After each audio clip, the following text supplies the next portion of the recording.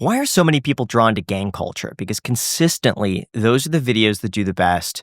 Those are the videos that I end up clicking on more than the positive videos. And there's another guy, Hood Vlogs. Mhm.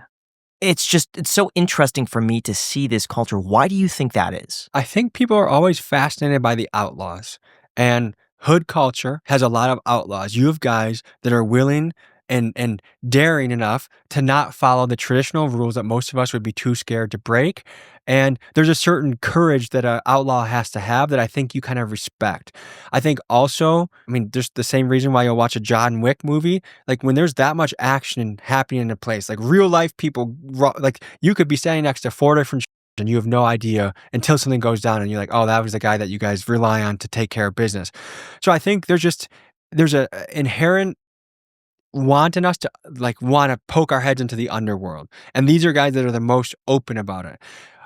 Certain crews it's gonna be hard pressed to really learn about them. Like Russian gangsters in the United States that are running sex trafficking in Florida or Palm Springs. These are the guys that you will never get on camera to talk about it because things will happen to them if they do.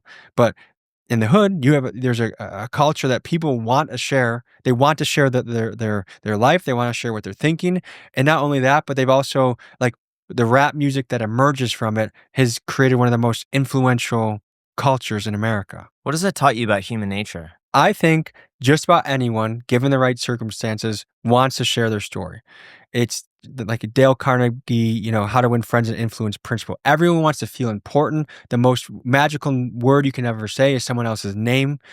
People want to tell their story and be heard. And I think especially because we cover a lot of the fringes of society, the trailer parks, the reservations, the hoods, the smugglers. These are people that the average media outlet will not cover. And so basically they're in their own little bubble and we give them an opportunity to broadcast their message to the world. And I think there's just an inherent value that we're willing to talk to people that the average person would never sit down and talk to.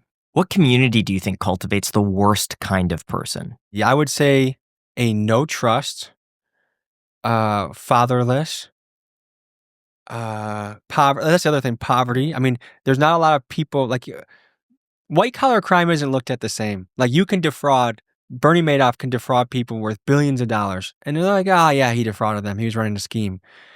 But he doesn't get the same pressure that a in the hood or a bank robber would get. And I find that interesting. Like there are people that corporations, big name politicians that do things that disproportionately impact people, but for some reason, like the local Compton guy, the local Chicago guy gets more heat. I think probably because Bernie Madoff would not take someone's life with his own hands, but the person in Compton that's done that before would absolutely do what Bernie Madoff did.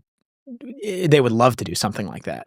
Yeah. And so it's like a degrees of detachment and self-justification.